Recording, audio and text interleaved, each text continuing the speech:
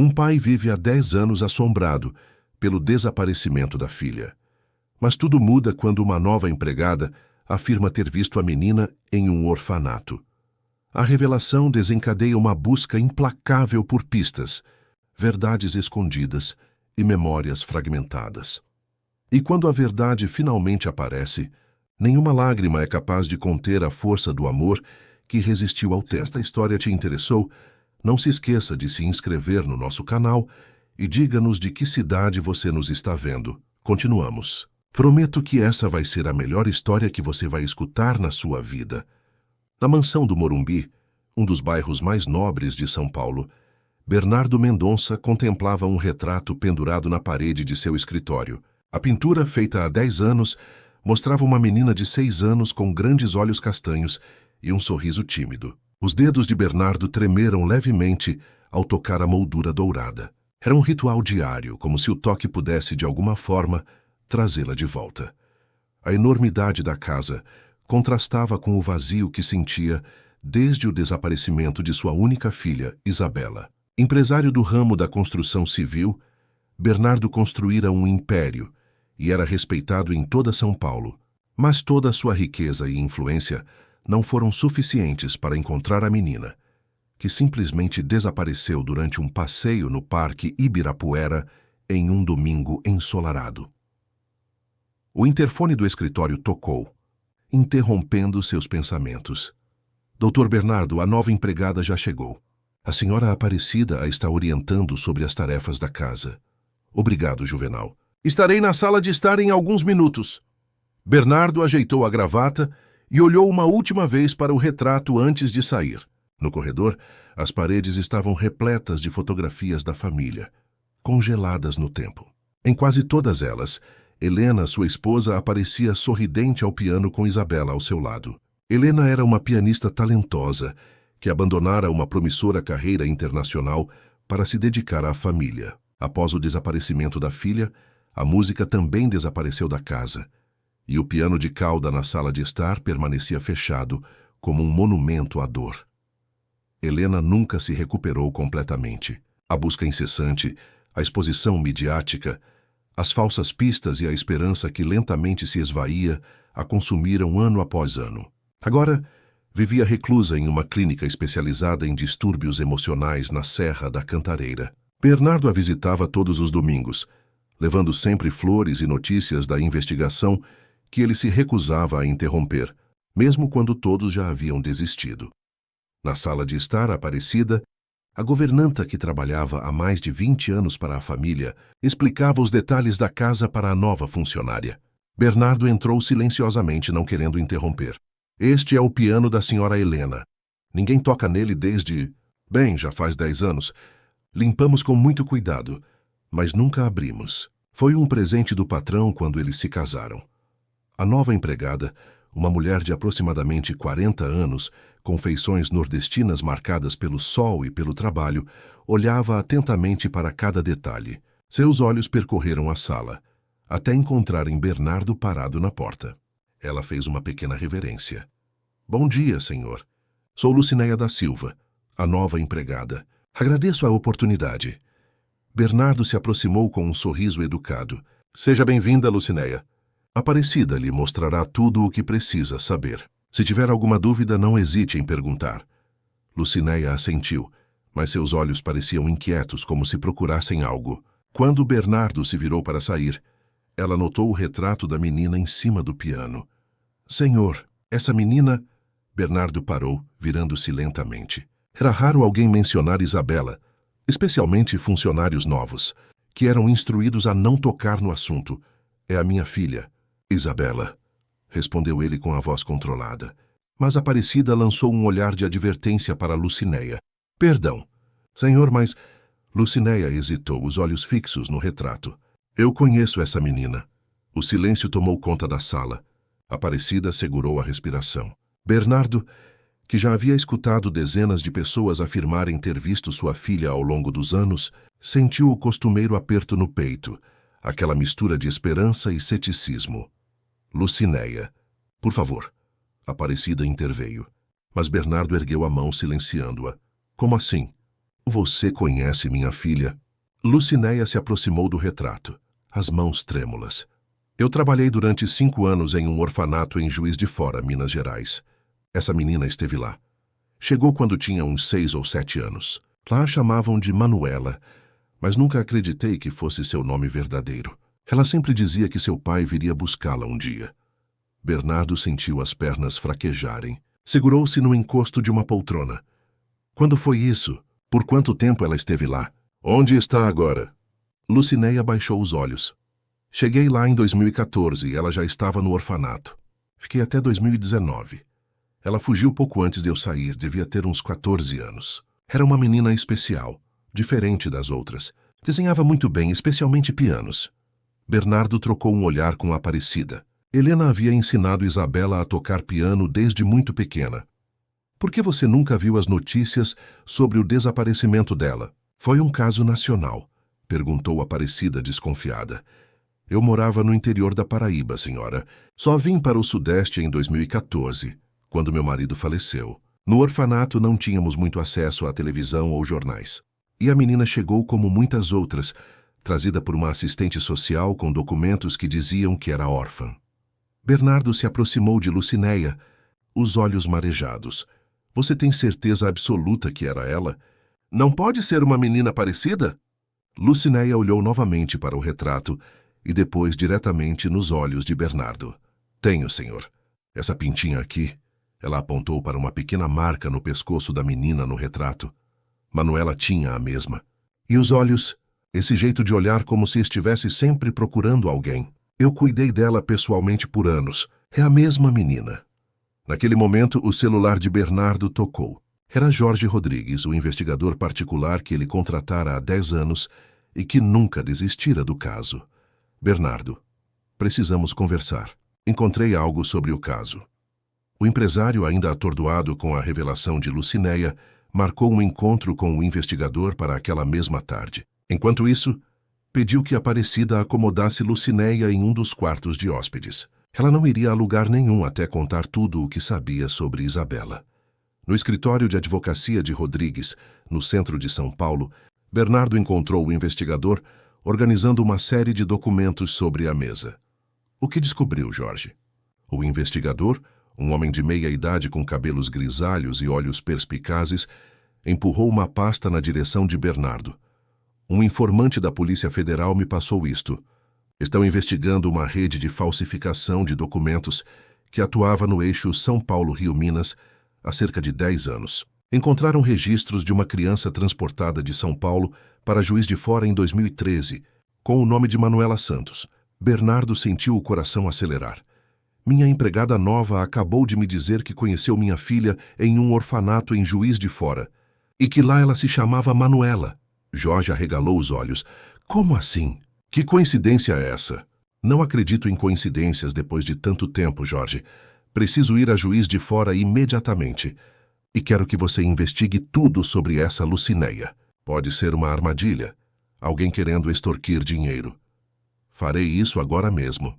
Mas, Bernardo, se for verdade... Se for verdade, Jorge, minha filha está viva em algum lugar. E eu vou encontrá-la, nem que seja a última coisa que eu faça. Naquela noite, Bernardo não conseguiu dormir. As palavras de Lucinéia ecoavam em sua mente, misturando-se com as lembranças da última vez que viu Isabela. A menina corria à sua frente no parque, os cabelos castanhos balançando ao vento. Ele se distraiu atendendo uma ligação de trabalho por apenas alguns minutos. Quando olhou novamente, ela havia desaparecido. No dia seguinte, Bernardo, Jorge e Lucinéia embarcaram em um helicóptero particular com destino a Juiz de Fora. Durante o voo, a ex-funcionária do orfanato contou tudo o que sabia sobre a menina chamada Manuela. Como ela chegara traumatizada quase sem falar. Como se recusava a aceitar o nome que lhe deram. Como desenhava obsessivamente pianos e um homem de terno. E como num dia simplesmente desapareceu, deixando apenas um desenho com a frase: "Meu pai vai me encontrar." Pela primeira vez em 10 anos, Bernardo permitiu-se sentir algo além da dor. Era esperança, frágil como a chama de uma vela, mas suficiente para iluminar a escuridão que habitava seu coração desde o dia em que Isabela desapareceu. O orfanato. Nossa Senhora da Esperança ficava nos arredores de Juiz de Fora, em uma área que já foi rural e agora começava a ser engolida pela expansão urbana. O prédio antigo, construído na década de 1950, tinha sido fechado há 2 anos por falta de recursos e problemas estruturais. Enquanto o helicóptero sobrevoava a região, Bernardo conseguia ver a construção abandonada com seu pátio interno e as janelas quebradas. Aterrissaram em um campo próximo e um carro alugado já os esperava. Jorge havia feito contato com a última diretora do orfanato, Irmã Conceição, que concordara em encontrá-los no local. Quando chegaram, a freira idosa já estava lá, acompanhada de um rapaz que carregava um grande molho de chaves. Senhor Mendonça, eu sou a Irmã Conceição. Recebi a ligação do seu investigador. É uma honra conhecê-lo pessoalmente. Seu trabalho filantrópico é conhecido mesmo aqui no interior. Bernardo apertou a mão da freira com respeito. Suas doações a instituições de caridade, especialmente aquelas que cuidavam de crianças, haviam aumentado exponencialmente após o desaparecimento de Isabela. A honra é minha, irmã. Esta é Lucinéia, que trabalhou aqui por alguns anos. A freira sorriu ao reconhecer a ex-funcionária. Lucinéia, quanto tempo! Você saiu pouco antes do fechamento, não é mesmo? Foi uma pena, mas a diocese não conseguiu mais manter o lugar funcionando.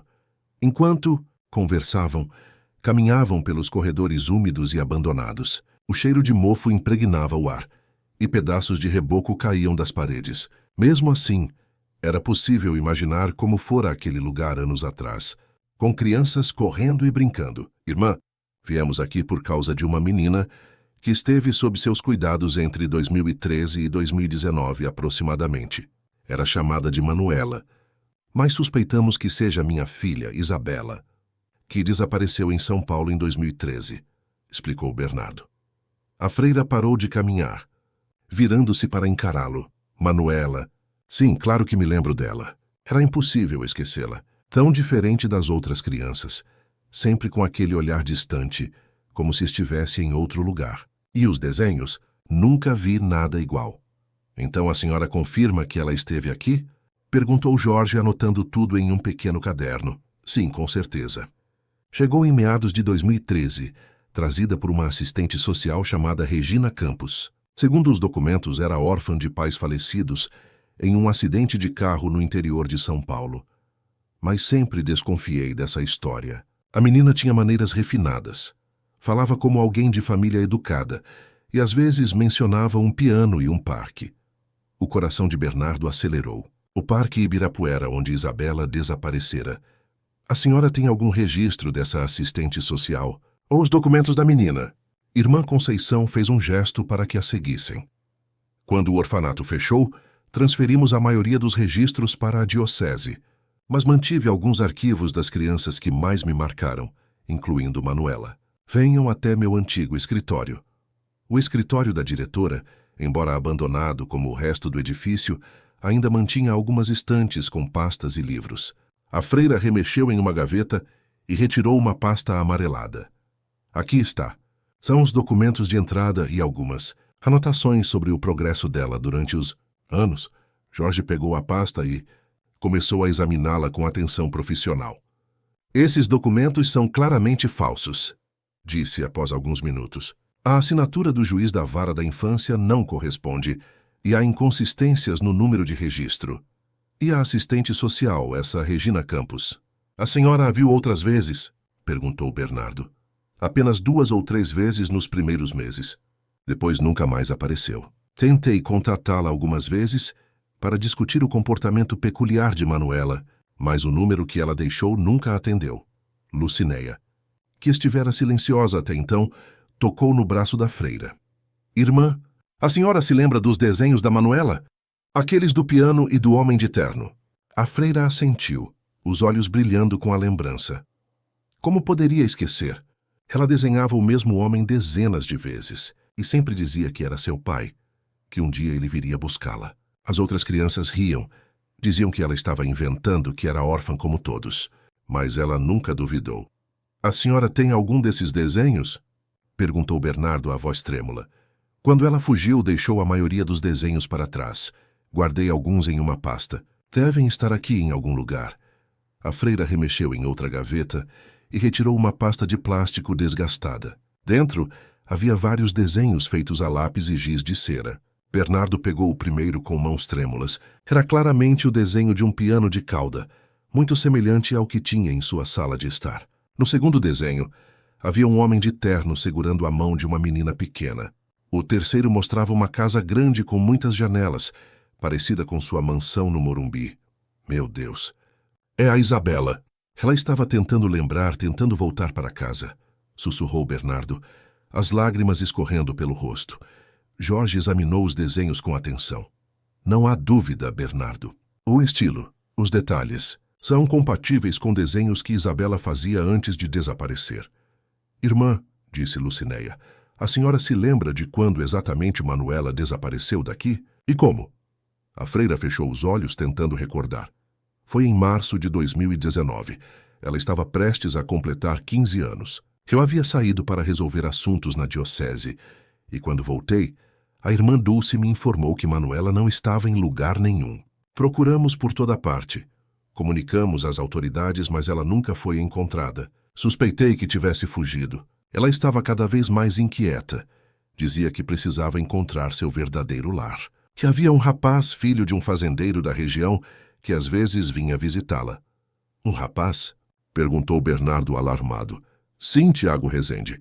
O pai dele era um dos benfeitores do orfanato. Tiago tinha uns 18 anos na época e vinha como voluntário nos fins de semana. Ele e Manuela desenvolveram uma amizade próxima. Suspeitei que ele pudesse ter ajudado na fuga.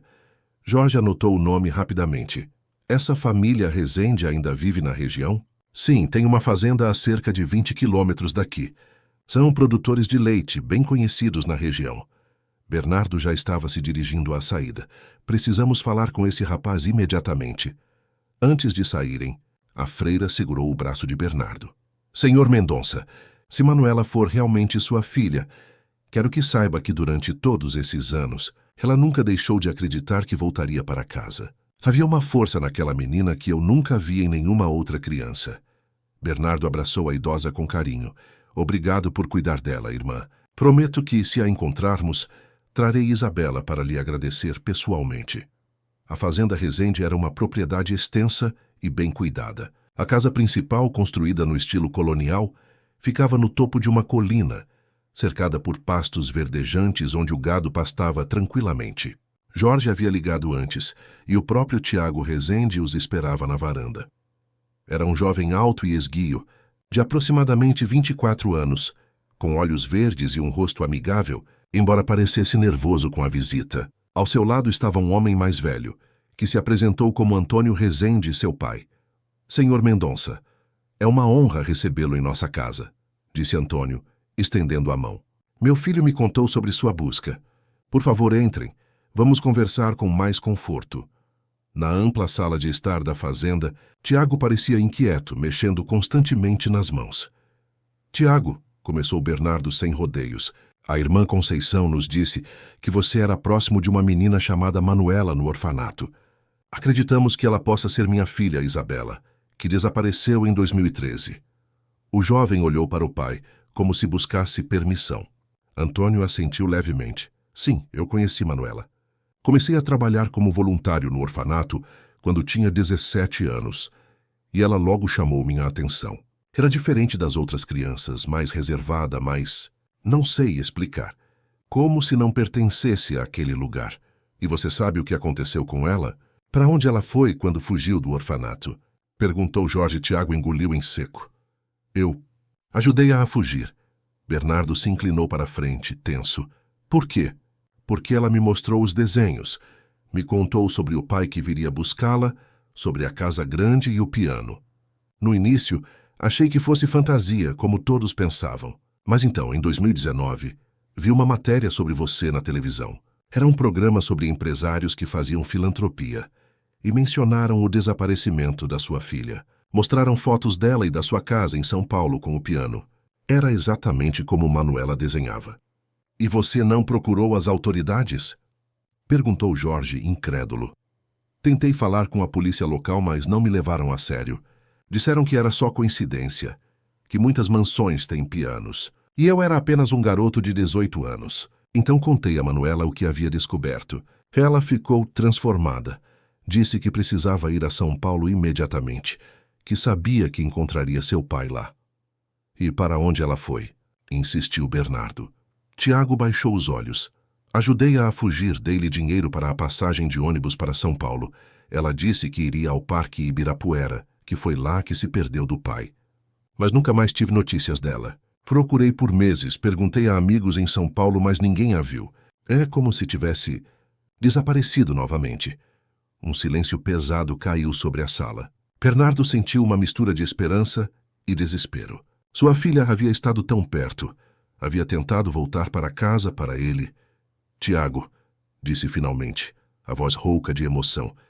Você tem alguma foto dela? Algo que possa nos ajudar a encontrá-la agora? O jovem levantou-se e foi até uma estante, de onde retirou um pequeno álbum de fotos.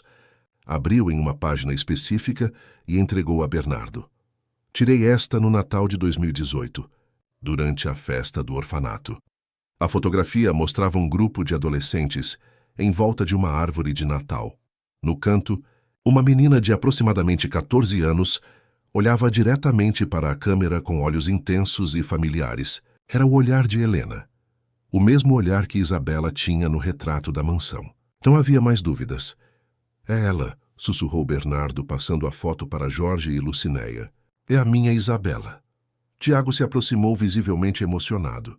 Senhor Mendonça, eu realmente sinto muito por não ter feito mais. Se eu soubesse como encontrá-lo diretamente... Bernardo colocou a mão no ombro do rapaz. Você fez mais do que qualquer outro em todos esses anos. Deu-lhe esperança, acreditou nela. E agora nos deu a certeza de que ela está viva em algum lugar. Jorge, que estivera examinando a fotografia com olhos profissionais, disse: Bernardo, ela deve ter chegado a São Paulo em março ou abril de 2019. Precisamos voltar e começar a busca a partir daí. Alguém deve tê-la visto no Parque Ibirapuera naquela época. Bernardo assentiu, uma nova determinação em seu rosto. Vamos encontrá-la desta vez. Não vou descansar até ter minha filha de volta. De volta a São Paulo, Bernardo instalou uma verdadeira central de buscas em sua mansão.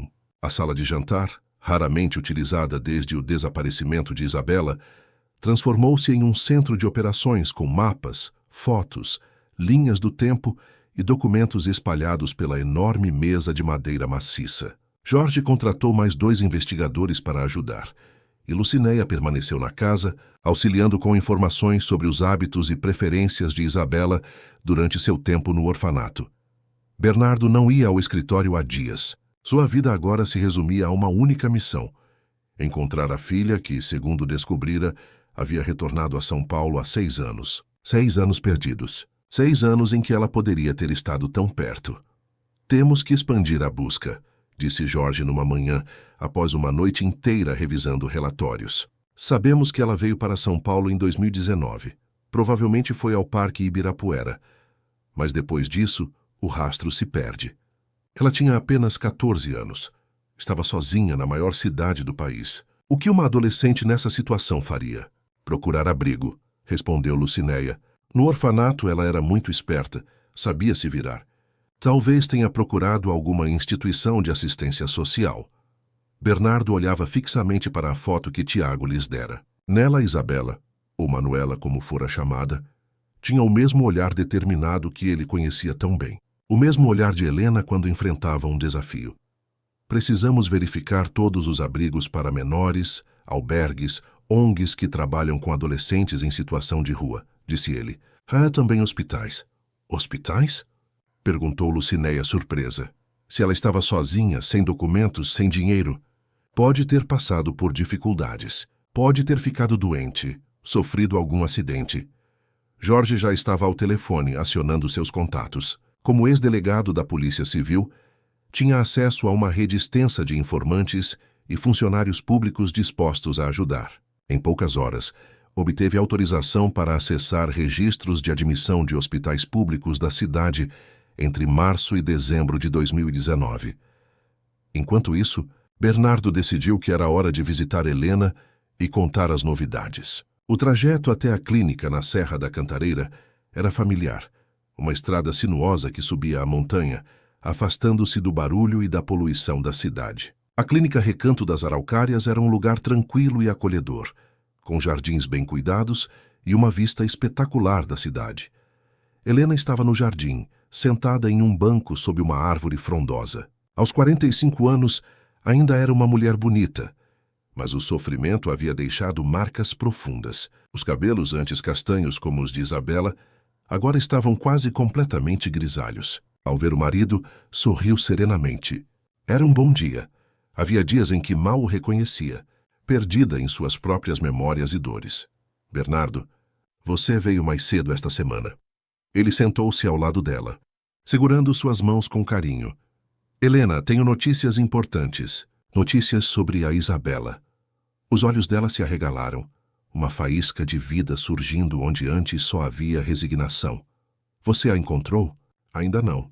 Mas sabemos que ela está viva, Helena. Sabemos onde esteve todos esses anos e que voltou a São Paulo em 2019, procurando por nós. Com cuidado, contou-lhe tudo o que haviam descoberto: o orfanato em Juiz de Fora, os desenhos do piano e da casa, a tentativa de Isabela de voltar para casa. Helena escutava atentamente, as mãos apertando com força as de Bernardo, as lágrimas escorrendo silenciosamente pelo rosto. Ela lembrou do piano. Lembrou de nós, sussurrou Helena quando ele terminou. Todo esse tempo ela sabia quem era, de onde vinha. Sim, e agora estamos mais perto do que nunca de encontrá-la. Jorge está verificando registros de hospitais e abrigos. Vamos achá-la, Helena, eu prometo. Helena fechou os olhos por um momento, como se estivesse processando tudo. Quando os abriu novamente, Bernardo viu algo que não via há anos: determinação. Quero voltar para casa, Bernardo. Quero estar lá quando vocês a encontrarem. Tem certeza? O médico disse que... Não me importo com o que o médico disse. Minha filha está viva. Está em São Paulo e está nos procurando. Meu lugar é em casa, esperando por ela. Bernardo sentiu um nó na garganta. Era a primeira vez em anos que via a antiga Helena, a mulher forte e decidida por quem se apaixonara. Vou falar com o Dr. Maurício e providenciar tudo para você voltar amanhã mesmo. De volta à mansão, encontrou Jorge ao telefone, a expressão séria enquanto fazia anotações. Quando desligou, seus olhos brilhavam de excitação. Encontrei algo, Bernardo. Em maio de 2019, uma adolescente sem identificação deu entrada no Hospital Municipal do Campo Limpo após um atropelamento. A descrição física corresponde: altura, idade aproximada, cor dos olhos e cabelo. Ela estava inconsciente quando chegou e não tinha documentos. Foi registrada como desconhecida. E depois, o que aconteceu com ela? Perguntou Bernardo, sentindo o coração acelerar. Ficou internada por quase 2 meses. Tinha traumatismo craniano e fraturas múltiplas. Quando acordou, não lembrava o próprio nome ou de onde vinha. Amnésia pós-traumática. Foi transferida para um abrigo da prefeitura após receber alta. Qual abrigo? Precisamos ir lá imediatamente. Já estou verificando. A transferência foi para o Centro de Acolhida Especial para Jovens na Zona Leste. Vou ligar para lá agora mesmo. Enquanto Jorge fazia a ligação, Bernardo tentava processar as informações. Sua filha, tão perto de voltar para casa, havia sido atropelada e perdido a memória. O destino parecia obstinado em separá-los. Consegui falar com a coordenadora do abrigo, disse Jorge após alguns minutos. Ela se lembra da menina. Chamavam-na de Liz, porque quando perguntaram seu nome, ela só conseguiu murmurar algo parecido com isso. Ficou lá por quase 1 ano, até completar 16 anos. Depois decidiu sair por conta própria. Disse que tinha sonhos recorrentes com um piano e um parque, e queria procurar respostas. E para onde ela foi? A coordenadora não sabe ao certo, mas mencionou que Liz havia feito amizade com uma senhora que vendia artesanato na feira da Praça da Liberdade. Parece que a senhora ensinou Liz a pintar e desenhar, e a menina demonstrou um talento incrível. Lucinéia, que escutava a conversa, interveio. Isso faz sentido. No orfanato, Manuela, quer dizer Isabela, era muito talentosa com desenhos. Sempre desenhava de memória cenas da vida anterior. Bernardo já estava pegando o casaco. Vamos à Praça da Liberdade agora mesmo. A feira ainda deve estar funcionando. Na feira da Praça da Liberdade, no bairro mais oriental de São Paulo, Dezenas de barracas coloridas vendiam de tudo, de comidas típicas japonesas a artesanato de várias regiões do Brasil. Jorge perguntou a vários feirantes sobre uma senhora que vendia artesanato e ensinava pintura a uma jovem. Após várias tentativas, um senhor que vendia esculturas de madeira apontou para uma barraca no final da feira. A dona Eulália, você deve estar procurando. Ela trabalha com pinturas em tecido lá no final. Eulália era uma senhora de aproximadamente 70 anos, de origem nipônica, com cabelos brancos presos em um coque tradicional. Sua barraca estava repleta de tecidos pintados à mão, lenços, xales e painéis com motivos florais delicados. Boa tarde, cumprimentou Bernardo. Estamos procurando informações sobre uma jovem chamada Liz, que aprendeu a pintar com a senhora alguns anos atrás. Os olhos da senhora se estreitaram com desconfiança. E quem são vocês? Bernardo hesitou. Como explicar toda aquela história complexa? Meu nome é Bernardo Mendonça. Esta jovem? Acredito que seja minha filha, Isabela, que desapareceu quando tinha 6 anos. Estou procurando por ela há 10 anos. Algo no rosto ou na voz de Bernardo deve ter convencido a senhora, pois sua expressão suavizou. Liz, sim, eu a conheci. Uma menina muito especial, com um talento natural para a pintura. Ela chegou aqui perdida, confusa, sem lembrar direito de seu passado. Apenas fragmentos, sonhos. Falava de um piano, de uma casa grande, de um homem que a procurava. E onde ela está agora? Perguntou Jorge, tentando controlar a impaciência de Bernardo. Ela ficou comigo por quase 2 anos. Eu a ensinei a pintar, e ela me ajudava na barraca. Morávamos juntas no meu pequeno apartamento aqui perto. Mas então, no ano passado, ela decidiu que precisava encontrar respostas sobre seu passado. Disse que iria procurar na região do Morumbi, porque tinha sonhos recorrentes com uma casa grande naquele bairro. Bernardo sentiu as pernas fraquejarem. Sua filha estivera procurando por ele, seguindo os fragmentos de memória que restavam. E a senhora sabe para onde exatamente ela foi?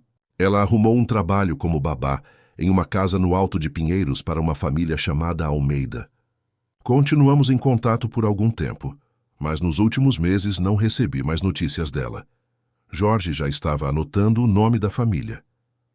A senhora tem alguma foto dela? Algo recente? Eulália assentiu e retirou de uma caixa sob a mesa um pequeno álbum de fotos. Abriu em uma página onde havia uma fotografia de uma jovem de aproximadamente 17 anos, cabelos longos e castanhos, pintando um tecido na barraca da feira. Embora mais velha, não havia dúvidas. Era Isabela. Ela pintou isso para mim antes de partir, disse Eulália, mostrando um lenço emoldurado. Nele havia a pintura delicada de um piano de cauda, sob um ipê amarelo, com uma menina e um homem de mãos dadas olhando para o instrumento. Disse que era uma lembrança que não sabia se era real ou sonho. Bernardo tocou a pintura com reverência. Era a sala de estar de sua casa, onde o piano de Helena estava. E o ipê amarelo era o mesmo que ficava visível pela janela da sala, no jardim da mansão. Não eram sonhos. Eram memórias reais, fragmentos do passado que Isabela lutava para recuperar. Posso ficar com esta foto? Perguntou a voz, embargada pela emoção. Claro, e espero que você a encontre, senhor. Ela merece saber quem realmente é. Ao saírem da feira, Jorge já estava ao telefone, usando seus contatos para localizar a família Almeida em Alto de Pinheiros. Bernardo olhava fixamente para a foto da filha. Agora uma jovem de 17 anos, com os mesmos olhos intensos de Helena, o mesmo queixo determinado. Estamos cada vez mais perto. Jorge? Ela esteve no Morumbi procurando nossa casa. Esteve tão perto. E vamos encontrá-la agora, Bernardo. Ela não vai desaparecer novamente. No carro, a caminho de volta à mansão, Bernardo não conseguia tirar os olhos da foto. Depois de 10 anos de dor, de buscas infrutíferas e esperanças destruídas, finalmente tinha provas concretas de que Isabela estava viva. Estava em São Paulo. E, mais importante, ainda se lembrava dele, mesmo que apenas em fragmentos de sonhos e memórias distantes. Consegui o endereço, anunciou Jorge, desligando o telefone. Família Almeida, Rua Pedroso de Moraes, Alto de Pinheiros. Já marquei uma visita para amanhã cedo. Bernardo assentiu, sentindo uma mistura de ansiedade e esperança. Amanhã poderia ser o dia em que finalmente reencontraria sua filha. Helena estaria em casa. O piano seria aberto novamente e a música voltaria. A família estaria completa outra vez. Vamos trazê-la para casa, murmurou para si mesmo, olhando a foto de Isabela. Desta vez vamos trazê-la para casa. A manhã estava clara e fresca, quando Bernardo e Jorge chegaram à residência dos Almeida, uma casa elegante de 2 andares, em uma rua arborizada de Alto de Pinheiros. Helena havia retornado à mansão no dia anterior, e Lucinéia ajudava a reorganizar o quarto de Isabela, mantido intacto durante todos aqueles anos. A esperança preenchia cada canto da casa, que por tanto tempo parecera apenas um museu de memórias dolorosas. Renata Almeida, uma mulher na casa dos 40 anos, recebeu-os com hospitalidade, embora parecesse intrigada com a visita. O marido, Eduardo Almeida, um advogado conhecido, havia saído mais cedo para o trabalho. Senhor Mendonça, disse ela, visivelmente impressionada ao reconhecê-lo. É uma honra recebê-lo em nossa casa. Meu marido mencionou que trabalhou em alguns projetos com sua empresa no passado. Bernardo agradeceu educadamente, mas foi direto ao assunto. Senhora Almeida, estamos aqui por um motivo muito específico. Soubemos que até recentemente uma jovem chamada Liz trabalhou como babá para sua família. Estamos tentando localizá-la com urgência. A expressão de Renata mudou sutilmente, uma sombra de preocupação cruzando seu rosto. Sim, Liz trabalhou conosco por quase 1 ano, cuidando de nossos filhos gêmeos. Uma menina extraordinária, muito educada e talentosa. Os meninos a adoravam. E onde ela está agora? Perguntou Jorge, notando a tensão na voz de Bernardo. Renata indicou que se sentassem na sala de estar, decorada com bom gosto e conforto. Liz saiu há aproximadamente 3 meses. Foi inesperado. Ela havia se adaptado tão bem aqui, parecia feliz. Até que um dia encontrou uma revista antiga na biblioteca. Que revista? Perguntou Bernardo, inclinando-se para a frente. Uma edição especial da Veja São Paulo de alguns anos atrás, com uma matéria sobre empresários paulistas e suas obras filantrópicas. O senhor estava na capa, senhor Mendonça. Bernardo sentiu o coração acelerar. A mesma revista que Tiago mencionara ter visto em Juiz de Fora. E o que aconteceu quando ela viu a revista? Ela ficou extremamente agitada. Disse que reconhecia o homem da foto, que era alguém de seus sonhos recorrentes. Perguntou tudo sobre o senhor, onde morava, sobre sua família. Eduardo, meu marido, contou o que sabia. Sobre sua empresa, sobre o desaparecimento de sua filha há anos. Liz ficou em choque. No dia seguinte não apareceu para trabalhar. Deixou apenas uma carta dizendo que precisava resolver questões de seu passado e que sentia muito por partir assim. Jorge e Bernardo trocaram olhares. Estavam tão perto. A senhora tem alguma ideia de para onde ela pode ter ido? Perguntou Jorge. Algum amigo, algum lugar que ela mencionava com frequência? Renata refletiu por um momento. Ela falava muito do Parque Ibirapuera. Dizia que tinha sonhos recorrentes com aquele lugar, especialmente com o lago. E também mencionava uma feira de artesanato, onde costumava vender pinturas aos fins de semana, na Praça Benedito Calixto. A feira de antiguidades em Pinheiros, disse Jorge. Acontece aos sábados. Hoje é quinta-feira, teremos que esperar. E ela deixou algum pertence? Algo que possa nos dar mais pistas? Perguntou Bernardo ansioso. Na verdade, sim. Ela deixou uma mala com algumas roupas e materiais de pintura. Disse que voltaria para buscá-los quando estivesse estabelecida novamente, mas nunca retornou. Vou pegar para vocês. Enquanto Renata subia as escadas, Bernardo observava a sala, tentando imaginar Isabela ali, cuidando de crianças, vivendo uma vida simples e tão diferente da que deveria ter tido. Seus olhos pousaram em um pequeno quadro na parede, uma pintura delicada de 2 meninos pequenos brincando em um jardim. Liz pintou isso para nós no Natal passado, disse Renata, que havia retornado com uma mala pequena, e percebeu o olhar de Bernardo. Ela tinha um talento incrível. Dizia que aprendeu a pintar com uma senhora da Feira da Liberdade. Bernardo se aproximou da pintura. O estilo era inconfundível. O mesmo traço delicado do lenço que Eulália lhe mostrara. Era obra de sua filha, sem dúvida.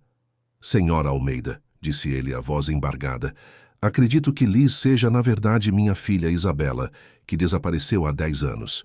Temos evidências substanciais e estamos muito perto de encontrá-la. Os olhos de Renata se arregalaram em choque. Meu Deus! Isso explicaria tantas coisas. A educação refinada dela, o talento para a música. Ela costumava tocar no nosso piano mesmo sem nunca ter tido aulas formais.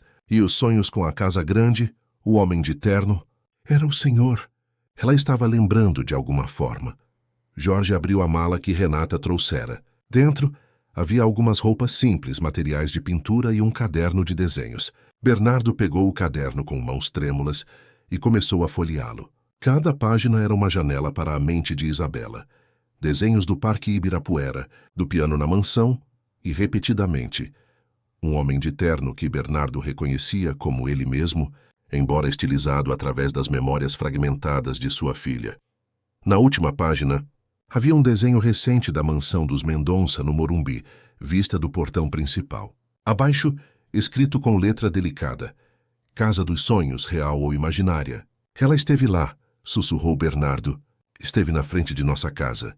Encontrei algo mais, disse Jorge, que continuava vasculhando a mala. Era um pequeno caderno de endereços. Aqui tem o contato da dona Eulália e de algumas outras pessoas. E este deve ser o celular dela. Imediatamente Jorge tentou ligar para o número, mas caía direto na caixa postal. O telefone deve estar desligado ou sem bateria, concluiu. Espere, disse Renata, que observava o caderno por cima do ombro de Jorge. Este endereço aqui na Vila Madalena é o ateliê onde Liz começou a trabalhar pouco antes de sair daqui. Um lugar chamado Telas em Sonhos, onde ela vendia algumas de suas pinturas. Talvez alguém lá saiba onde ela está agora. Bernardo já estava se dirigindo à porta. Vamos para lá imediatamente. Senhora Almeida, muito obrigado por sua ajuda. Por favor, disse Renata, segurando o braço de Bernardo.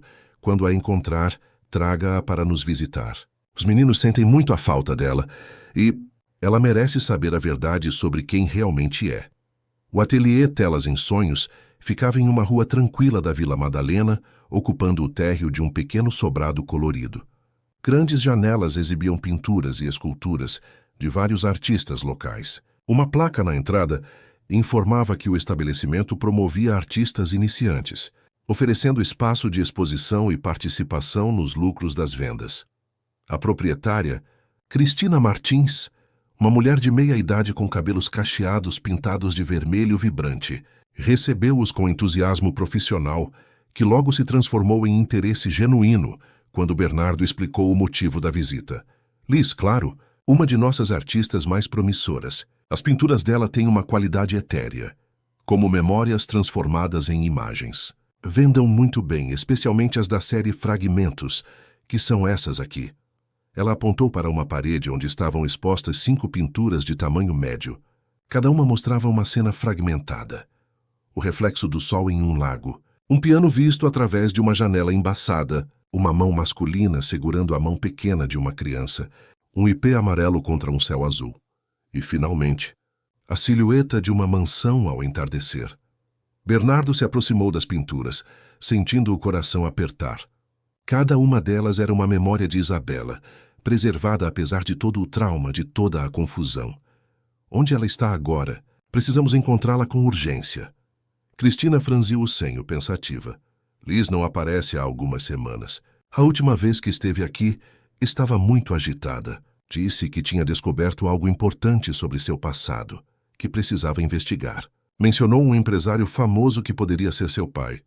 Sou eu, disse Bernardo.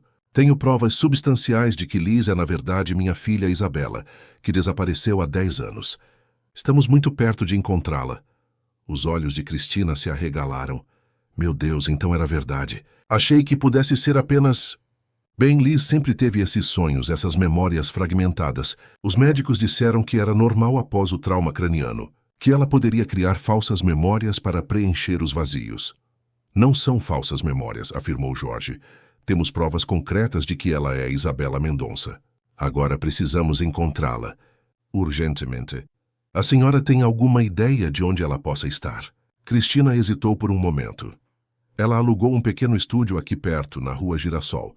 É um prédio antigo, onde vários artistas moram e trabalham. Apartamento 302. Fui lá uma vez para levar alguns materiais. É um lugar simples, mas ela o transformou com suas pinturas. Bernardo já estava se dirigindo à porta, mas Jorge o deteve. Espere, tem algo mais que precisamos saber. Liz mencionou alguma vez como foi parar no orfanato.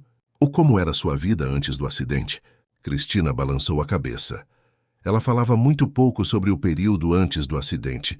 Dizia que eram apenas flashes, impressões. Mas mencionou uma vez que tinha sonhos recorrentes com uma mulher de jaleco branco, que a levava para longe. Sempre acordava angustiada desses sonhos. Jorge anotou a informação. Uma mulher de jaleco branco. Pode ser a tal Regina Campos, a falsa assistente social que a levou para o orfanato. E ela mencionou planos recentes. Para onde poderia ter ido nas últimas semanas? Insistiu Bernardo. Ela estava economizando para uma viagem a Ouro Preto. Dizia que tinha sonhos com uma cidade de ladeiras e igrejas antigas. E sentia que poderia encontrar respostas lá. Jorge e Bernardo trocaram olhares confusos.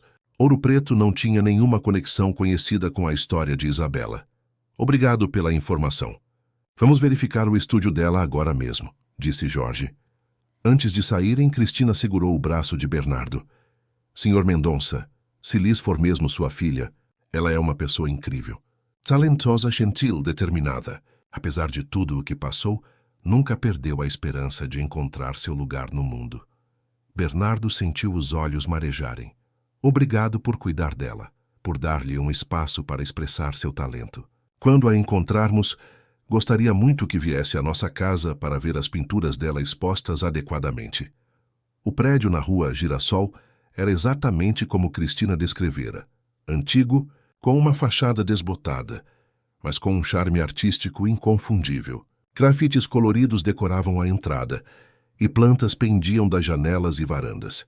Era um típico edifício da Vila Madalena, bairro conhecido por abrigar artistas e boêmios de São Paulo. O porteiro, um senhor idoso chamado Sebastião, confirmou que Liz morava ali, mas não havia há pelo menos 2 semanas. Ela pediu que eu cuidasse de suas plantas. Uma moça muito educada, sempre trazia café para mim nas manhãs frias. Disse que ia viajar por um tempo, mas não mencionou para onde. No apartamento 302, encontraram a porta trancada. Jorge, usando suas antigas habilidades de policial, conseguiu abri-la sem causar danos. O pequeno estúdio era um reflexo perfeito da personalidade de Isabela. Paredes cobertas de pinturas e esboços, móveis simples mas bem escolhidos, e um pequeno piano digital em um canto. Ela voltou a tocar.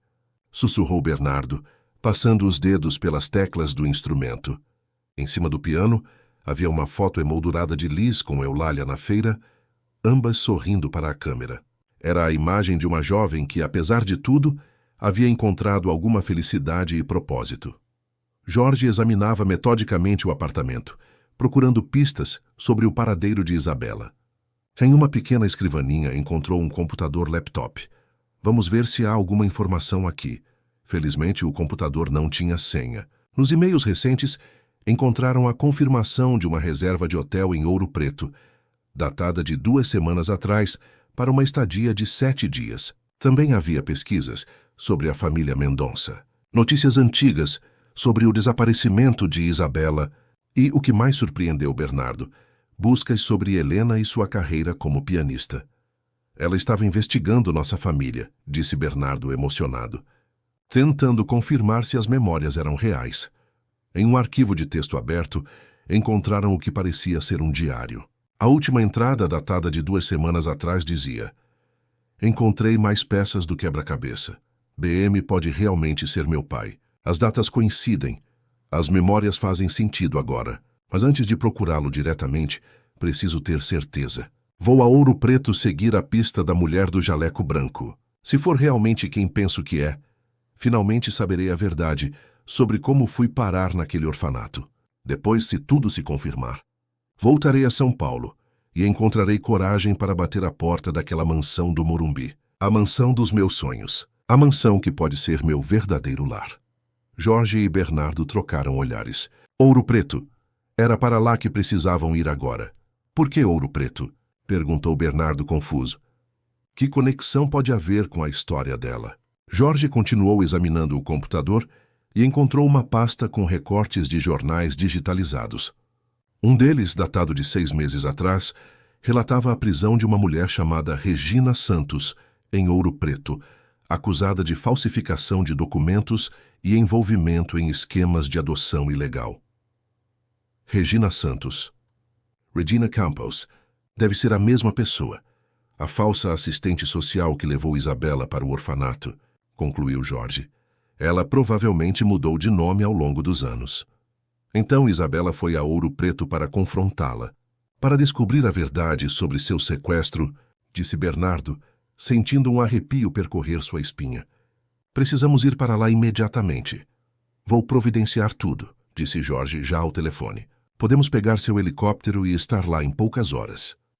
Enquanto Jorge organizava a viagem, Bernardo continuou explorando o pequeno estúdio, absorvendo cada detalhe da vida que sua filha construíra por conta própria, contra todas as probabilidades. Em um canto, encontrou uma tela inacabada.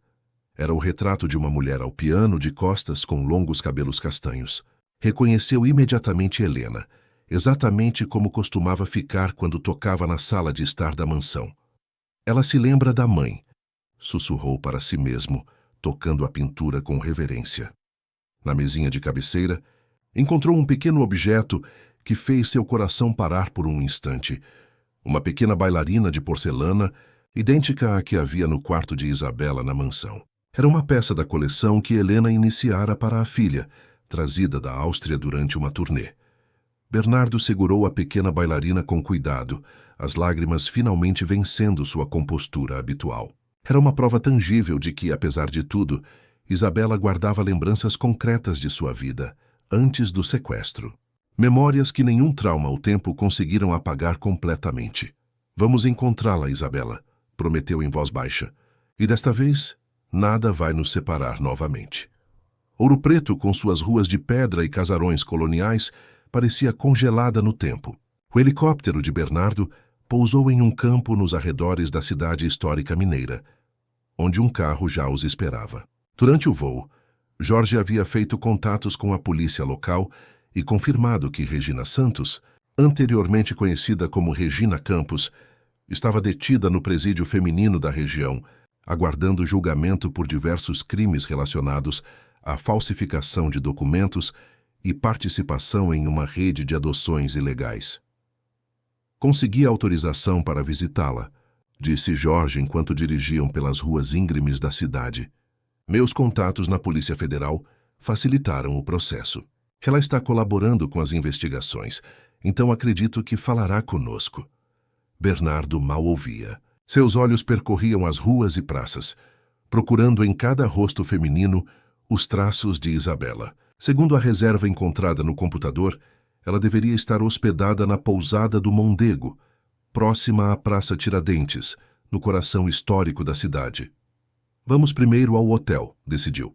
Talvez ela ainda esteja lá, ou tenham informações sobre para onde foi. A pousada do Mondego era um casarão colonial restaurado, com vista privilegiada para a cidade. Na recepção, uma jovem atendente confirmou que Liz havia se hospedado ali por uma semana, mas já tinha feito check-out há 5 dias. Ela perguntou sobre a prisão local e sobre uma detenta chamada Regina Santos, informou a recepcionista. Também questionou sobre um antigo hospital psiquiátrico que funcionava nos arredores da cidade até alguns anos atrás. Hospital psiquiátrico? Perguntou Jorge intrigado. Sim, o Instituto Santa Clara. Foi fechado há cerca de 5 anos após denúncias de maus tratos aos pacientes. Agora está abandonado, mas muitos turistas visitam por causa das lendas urbanas de que é mal assombrado. Jorge e Bernardo trocaram olhares preocupados.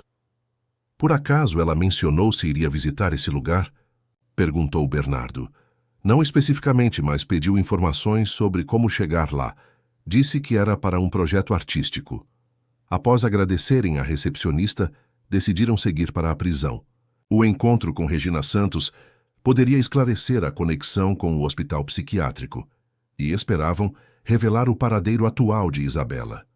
O presídio feminino ficava nos arredores da cidade. Após os procedimentos de segurança, foram conduzidos a uma sala de visitas, onde Regina Santos os aguardava. Era uma mulher de aproximadamente 60 anos. Cabelos grisalhos presos em um rabo de cavalo austero, e olhos frios e calculistas que contrastavam com sua aparência frágil. Senhora Santos, começou Jorge. Estamos investigando o desaparecimento de Isabela Mendonça, ocorrido em São Paulo em 2013.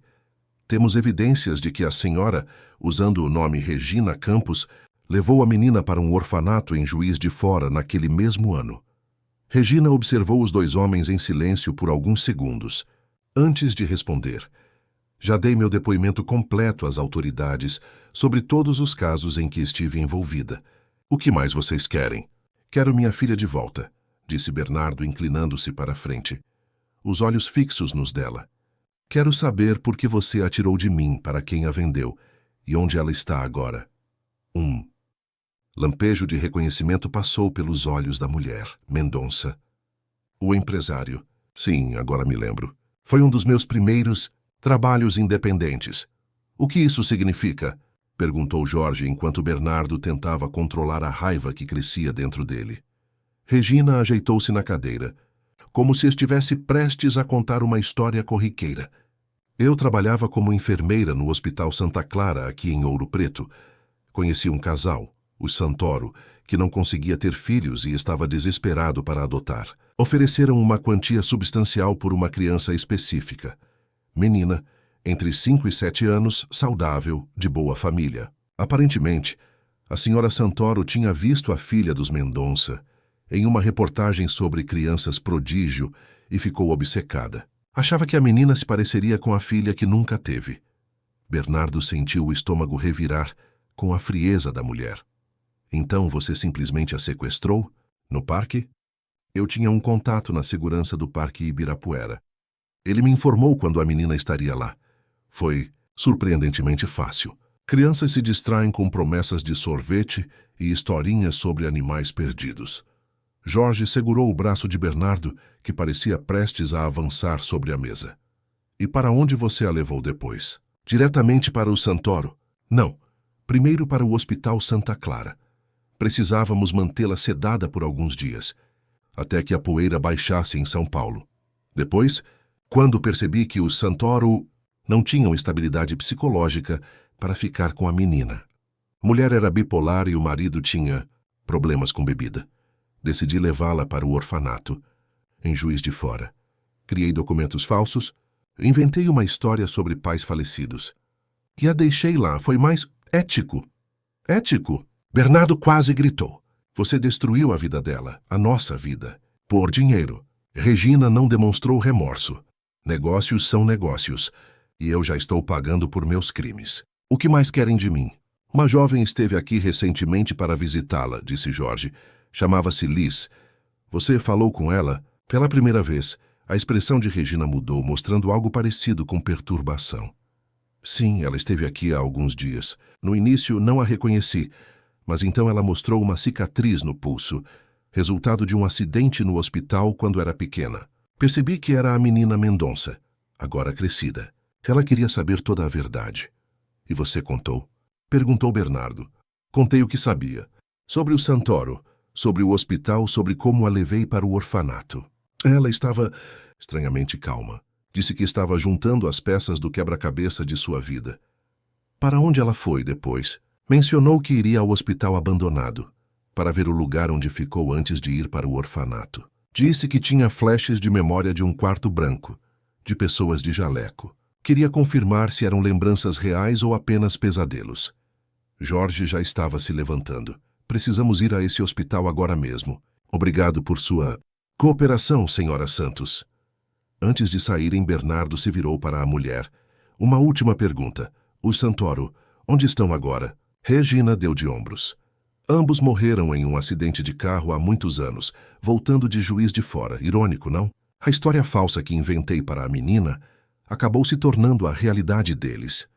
No carro, a caminho do hospital abandonado, Bernardo lutava para processar tudo o que ouvira. O sequestro planejado, o hospital psiquiátrico, a morte dos mandantes, e no meio de tudo isso Isabela, uma criança inocente transformada em mercadoria.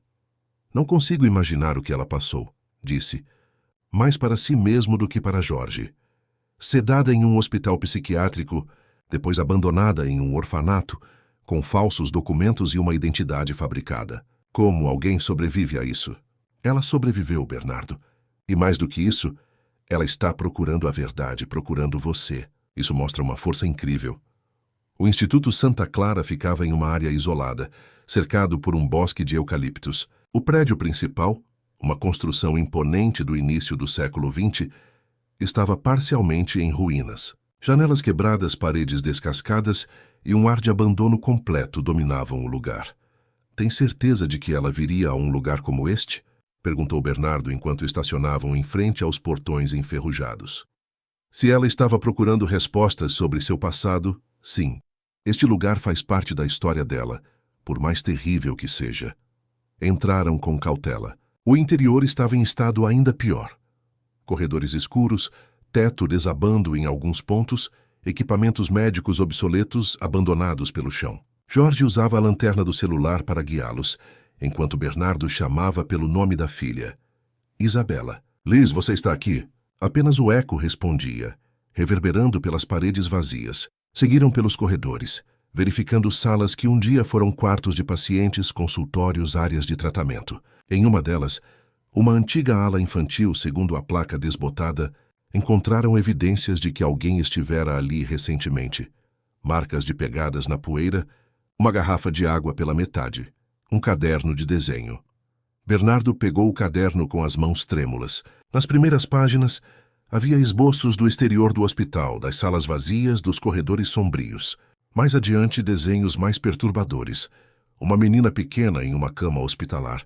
Pessoas de jaleco se aproximando com seringas. Uma janela alta por onde entrava um fino raio de sol. Ela esteve aqui, disse Bernardo, desenhando suas memórias, enfrentando seus medos. Um barulho vindo de uma sala próxima os sobressaltou.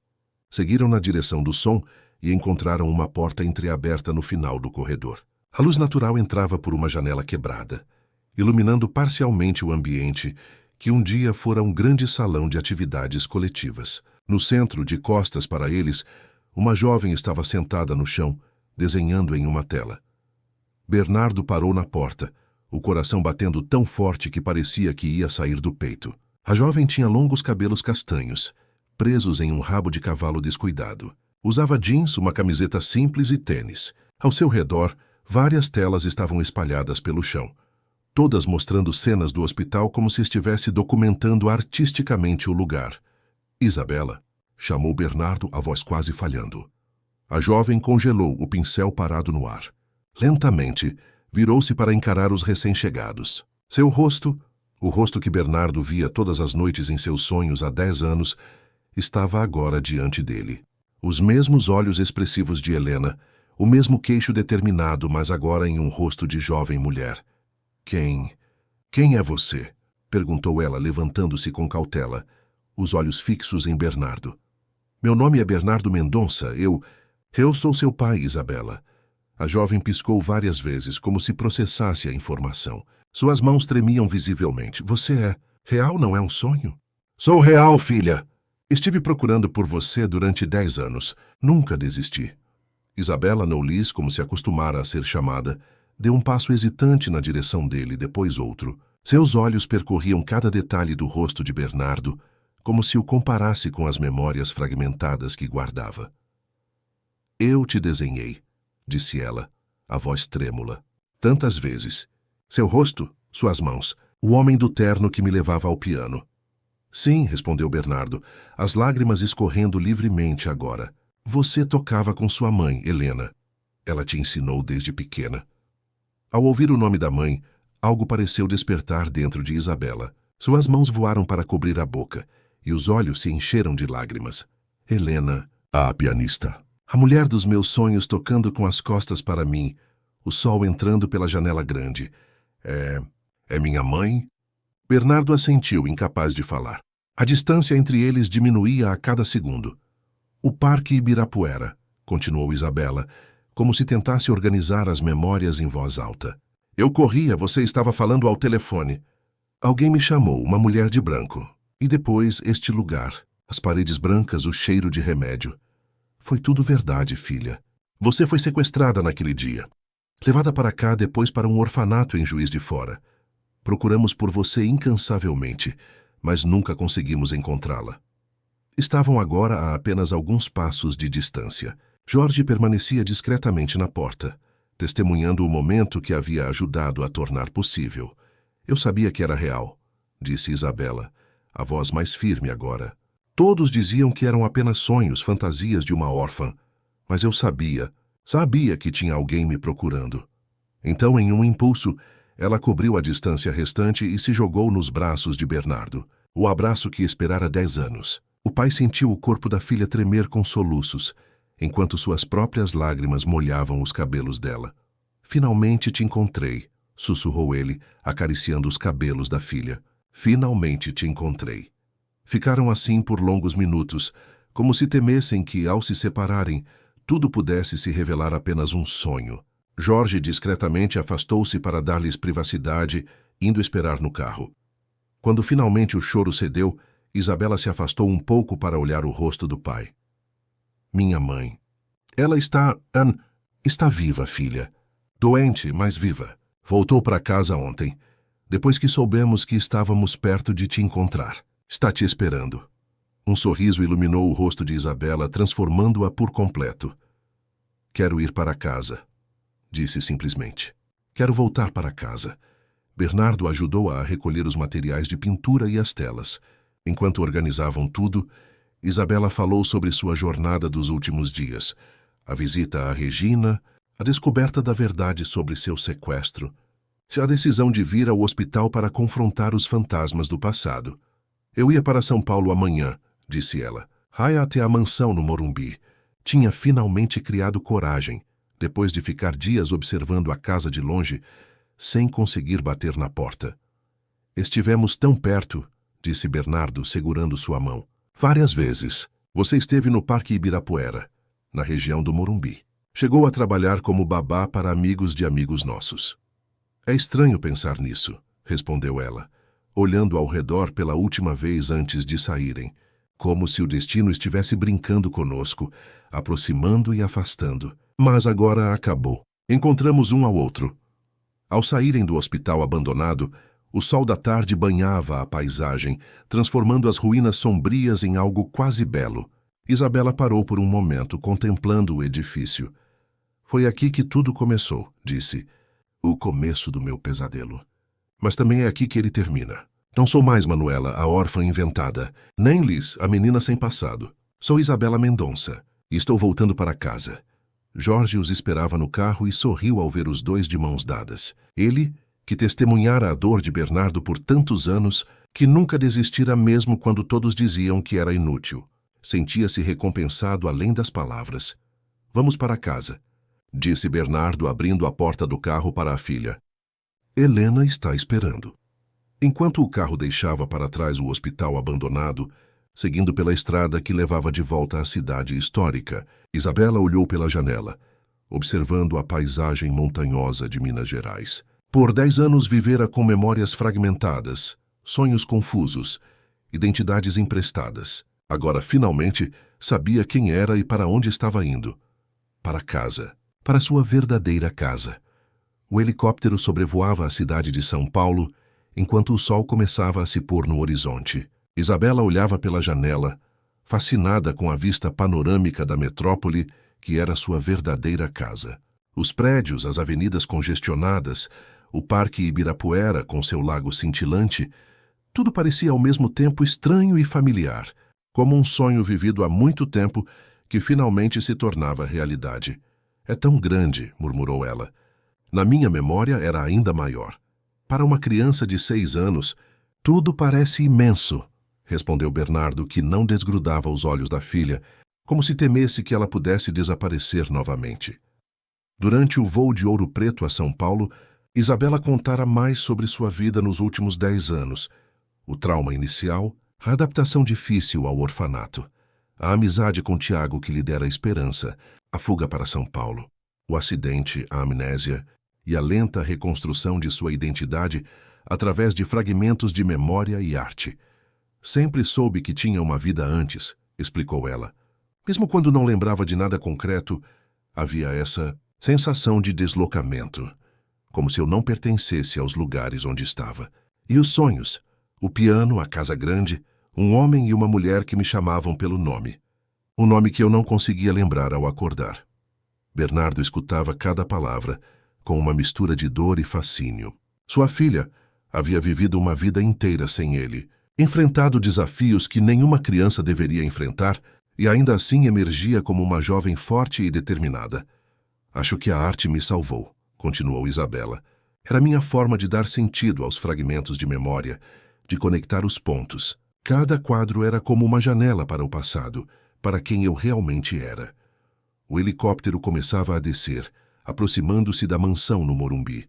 Do alto, Isabela pôde ver o jardim bem cuidado, a piscina coberta que raramente era usada, e o ipê amarelo que tantas vezes desenhara sem saber por quê. É exatamente como nos meus desenhos, sussurrou maravilhada. Tantos detalhes. Como pude lembrar de tudo isso? Algumas memórias são fortes demais para serem apagadas, respondeu Bernardo. Especialmente as memórias de amor. O helicóptero pousou no amplo jardim dos fundos. Quando Isabela desceu, apoiando-se no braço do pai, viu uma figura parada na varanda. Uma mulher esguia de cabelos grisalhos presos em um coque, vestida elegantemente em um vestido azul marinho. Mãe, sussurrou. E a palavra pareceu despertar algo profundo dentro dela. Helena Mendonça deu um passo hesitante para a frente, depois outro, seus olhos fixos na jovem que descia do helicóptero. Havia passado 10 anos imaginando este momento, temendo que nunca acontecesse. E agora que finalmente chegara, parecia quase irreal demais para suportar. Isabela, chamou ela, a voz embargada pela emoção. Minha filha. Isabela correu os últimos metros que as separavam e jogou-se nos braços da mãe. O abraço foi intenso, desesperado, como se ambas tentassem compensar uma década de separação em um único momento. Bernardo juntou-se a elas, envolvendo as duas mulheres de sua vida em seus braços, formando finalmente o círculo familiar que fora brutalmente rompido há tanto tempo. Lucinéia, Aparecida e Juvenal observavam a cena da porta da cozinha, os olhos marejados com a emoção do momento. Jorge, que havia chegado com eles no helicóptero, mantinha uma distância respeitosa, permitindo que a família tivesse seu momento de privacidade. Venha, disse Helena quando finalmente conseguiram se separar. Quero te mostrar algo. Ela guiou a filha para dentro da mansão. Isabela olhava ao redor com olhos arregalados, reconhecendo os corredores, os quadros, os detalhes da decoração que permaneceram praticamente inalterados durante sua ausência. Era como caminhar dentro de um sonho recorrente que pela primeira vez não se dissolvia ao acordar. Na sala de estar, coberto por um pano de veludo, estava o piano de cauda. Helena removeu o pano com um gesto delicado, revelando o instrumento majestoso que durante tantos anos permanecera silencioso. Você lembra? Perguntou Helena, acariciando as teclas com reverência. Isabela se aproximou lentamente, como se magnetizada pelo instrumento. Seus dedos tocaram as teclas com hesitação, produzindo notas suaves que ecoaram pela sala. Uma memória cristalina emergiu. Ela pequena, sentada ao lado da mãe neste mesmo banco, as mãos guiadas pelas mãos maiores e mais experientes, aprendendo as primeiras notas de Para-Elise de Beethoven. Lembro, respondeu a voz embargada. Você dizia que eu tinha ouvido absoluto, que era um talento raro. Helena assentiu, as lágrimas escorrendo livremente. Você aprendia tão rápido. Era como se a música já estivesse dentro de você, só esperando para sair. Isabela sentou-se ao piano, ajustando sua postura quase instintivamente. Seus dedos pousaram nas teclas e, para sua própria surpresa, começaram a se mover por conta própria, tocando os primeiros compassos de Para-Elise. A melodia, embora hesitante e com algumas notas erradas, era inconfundível. Como posso lembrar disso? Foi há tanto tempo, murmurou maravilhada com seu próprio corpo, que parecia recordar o que sua mente havia esquecido. A música nunca nos abandona completamente, respondeu Helena, sentando-se ao seu lado no banco. Assim como o amor. Juntas, mãe e filha tocaram os primeiros compassos da peça, as mãos de Helena guiando gentilmente as de Isabela quando hesitavam. Bernardo observava da porta, incapaz de conter as lágrimas diante da cena que tantas vezes imaginou e que temia nunca mais presenciar. Naquela noite, A mansão, que por tantos anos fora um mausoléu de memórias dolorosas, ganhou nova vida. Isabela foi levada ao seu antigo quarto, mantido intacto como um santuário à esperança. A coleção de bailarinas de porcelana ainda estava lá, junto com os livros infantis, os ursinhos de pelúcia e a cama com dossel que parecia esperar pacientemente pelo retorno de sua dona. Nunca perdemos a esperança, explicou Bernardo, enquanto Isabela explorava o quarto com curiosidade e emoção. Nem por um dia sequer. Nos dias que se seguiram, a família começou a processo delicado de reconexão. Isabela contou mais sobre sua vida como Liz, a artista. Bernardo e Helena compartilharam histórias da vida antes do sequestro, preenchendo as lacunas da memória fragmentada da filha. Fotos antigas foram revisitadas, álbuns de família folheados com reverência, cada imagem ajudando a reconstruir a identidade perdida de Isabela. Jorge e Lucinéia foram convidados para um jantar especial de agradecimento. Sem eles, o reencontro jamais teria acontecido. Nunca poderei agradecer o suficiente, disse Bernardo, erguendo uma taça em homenagem aos dois. Vocês não desistiram quando todos os outros já haviam desistido. Eu apenas segui meu coração, respondeu Lucinéia simplesmente. Quando vi o retrato da menina, soube que tinha que fazer algo. E eu apenas fiz meu trabalho, acrescentou Jorge. Um trabalho que se tornou pessoal ao longo dos anos. Helena, que aos poucos recuperava a vitalidade, tocou piano depois do jantar. A primeira vez em 10 anos. A música preencheu a casa novamente, espantando os últimos vestígios da tristeza que por tanto tempo habitara cada canto. No dia seguinte, Bernardo levou Isabela para conhecer a sede da Mendonça Construções, o império empresarial que construíra ao longo dos anos. Os funcionários, muitos dos quais lembravam da tragédia familiar, receberam a jovem com carinho e respeito. Esta empresa existia para você, explicou Bernardo enquanto mostravam a sala da diretoria. Para seu futuro, para nossa família. Quando você desapareceu, perdi o propósito por um tempo. Depois transformei a dor em determinação. Expandimos, crescemos, e parte dos lucros sempre foi direcionada para organizações que ajudam crianças desaparecidas. Isabela absorvia tudo com interesse genuíno, mas também com certa hesitação. É muita coisa para processar, admitiu. Toda esta riqueza, este mundo corporativo, é tão diferente da vida que levei. Você não precisa assumir nenhum papel que não queira, assegurou Bernardo. Este é seu legado se você o desejar, mas sua vida é sua para moldar como preferir. Quero continuar pintando, disse ela, após um momento de reflexão. É o que me manteve sã durante todos estes anos. É como me comunico melhor com o mundo. Então será uma artista, concordou Bernardo com um sorriso. A melhor artista que este país já viu. Na semana seguinte, enquanto a história do reencontro começava a circular entre amigos próximos e família estendida, Bernardo teve uma ideia. Observando as pinturas que Isabela trouxera consigo, as cenas fragmentadas de memória, os retratos do piano, da mansão, das pessoas que cruzaram seu caminho, percebeu que havia ali uma história poderosa que merecia ser contada. E se fizéssemos uma exposição? Propôs durante o café da manhã. Uma exposição das suas obras, contando sua jornada através da arte. Isabela, que ainda se adaptava à ideia de ter uma família e um lar permanente, pareceu surpresa com a sugestão. Minhas pinturas não são nada especiais, protestou. São apenas fragmentos, tentativas de entender meu próprio passado. É exatamente por isso que são extraordinárias, argumentou Helena. Elas contam uma história de perda, busca e reencontro. Uma história que pode inspirar outras famílias que ainda procuram por seus entes queridos. A ideia foi ganhando forma nos dias seguintes. Bernardo contratou um curador respeitado para organizar a exposição, que seria realizada em uma galeria prestigiada no centro de São Paulo. Isabela, inicialmente relutante, começou a se entusiasmar com o projeto, especialmente quando percebeu que poderia usar a visibilidade para ajudar outras crianças desaparecidas.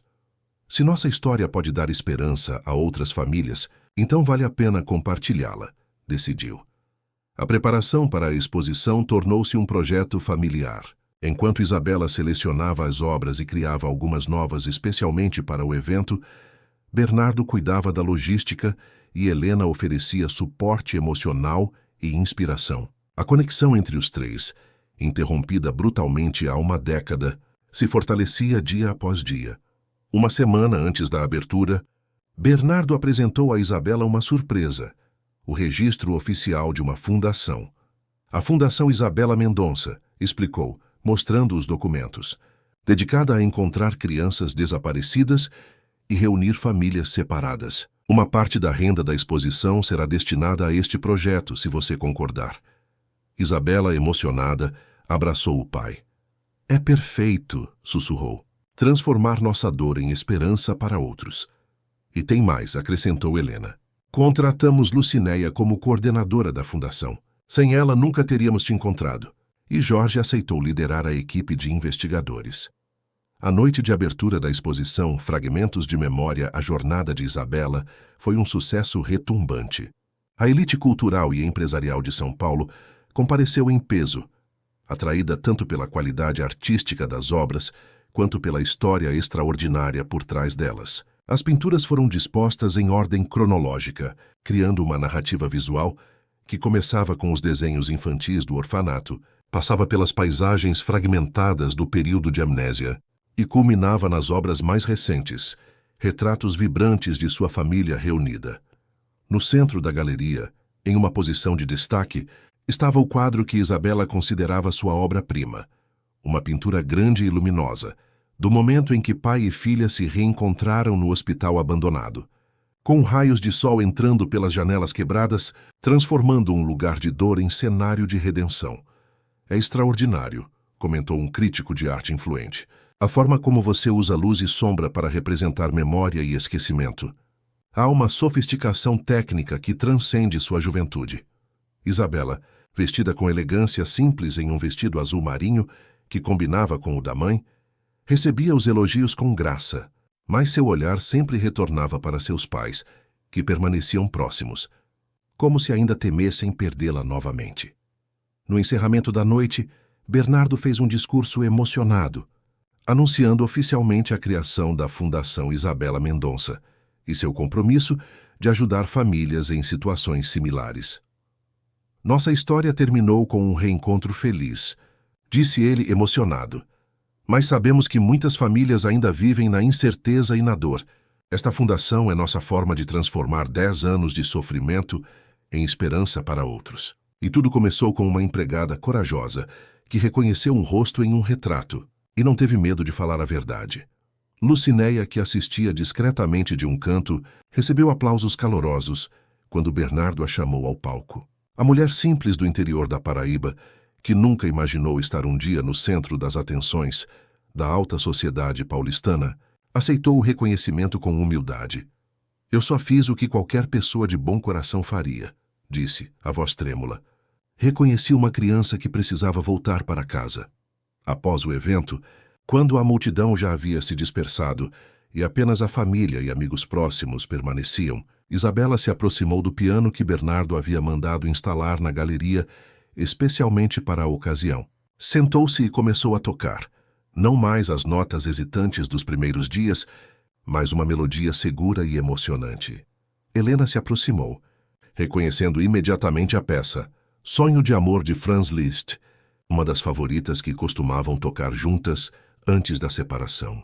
Sem dizer uma palavra, sentou-se ao lado da filha no banco e começou a acompanhá-la, suas mãos dançando sobre as teclas em perfeita harmonia, como se os 10 anos de separação nunca tivessem existido. Bernardo observava a cena, o coração transbordando de gratidão. A música que por tanto tempo estivera ausente de sua vida, agora preenchia não apenas a galeria, mas sua alma. O círculo finalmente se completara. Dias depois, na mansão do Morumbi, a família começava a estabelecer uma nova rotina. Isabela, embora agora legalmente reconhecida como herdeira da fortuna Mendonça, decidira continuar vivendo de forma relativamente simples. Transformou um dos cômodos da mansão em ateliê, onde passava horas pintando, explorando agora não apenas memórias fragmentadas, mas também possibilidades futuras. Helena, revigorada pelo retorno da filha, voltava lentamente a se apresentar em pequenos recitais privados. Sua saúde melhorava dia após dia, como se a própria presença de Isabela fosse o remédio que nenhum médico conseguira prescrever. Bernardo, por sua vez, reorganizava suas prioridades. Delegou mais responsabilidades na empresa para poder passar mais tempo com a família, que finalmente estava completa novamente. A Fundação Isabela Mendonça tornou-se seu projeto prioritário, uma forma de transformar a tragédia pessoal em esperança coletiva. Em uma tarde ensolarada, enquanto Helena e Isabela tocavam piano na sala de estar, com as janelas abertas para o jardim onde o ipê amarelo florescia, Bernardo recebeu uma ligação de Jorge. A fundação havia localizado sua primeira criança desaparecida, um menino de 8 anos que estava separado dos pais há quase 2 anos. Os pais estão a caminho do abrigo agora mesmo, informou Jorge, a voz vibrante de emoção. Vai ser o primeiro reencontro promovido pela fundação. Estaremos lá, prometeu Bernardo, observando pela porta sua esposa e filha, absortas na música e uma na outra, para testemunhar o milagre acontecendo novamente. Quando desligou o telefone, não contou imediatamente a notícia. Preferiu ficar alguns minutos apenas observando Helena e Isabela, gravando a cena em sua memória como um tesouro precioso. Por 10 anos, vivera em uma casa silenciosa e vazia, assombrada pela ausência. Agora, o som do piano e das risadas da filha preenchiam cada canto, trazendo vida aos espaços que por tanto tempo pareceram apenas conter ecos do passado. Pai? Chamou Isabela, notando sua presença na porta. Está tudo bem? Bernardo sorriu, os olhos brilhando de emoção e gratidão. Está tudo perfeito agora, respondeu juntando-se a elas. Absolutamente perfeito. E assim, na mansão do Morumbi, que por tanto tempo fora um memorial de tristeza, a família Mendonça aprendia a viver novamente. O tempo perdido não poderia ser recuperado, mas o futuro se abria diante deles. Um futuro construído não apenas sobre as memórias recuperadas, mas sobre novas memórias que criariam juntos dia após dia, nota após nota, traço após traço. Porque a verdade que Isabela descobrira em sua jornada, e que agora compartilhava através de sua arte, era simples e profunda. Mesmo nas histórias mais dolorosas, sempre existe a possibilidade de um novo capítulo. Um capítulo de reencontro, de cura, de recomeço. Fim da história. Queridos ouvintes, esperamos que a história de Bernardo, Helena e Isabela tenha tocado seus corações. Para continuar essa jornada emocional, preparamos uma playlist especial com histórias igualmente cativantes. Encontrem-na aqui, clicando à esquerda da tela.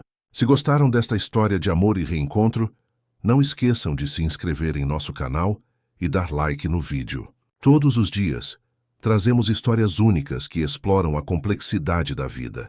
Não percam nossos próximos conteúdos. Esperamos vocês nos comentários, contando qual momento desta história emocionou mais vocês. Até a próxima.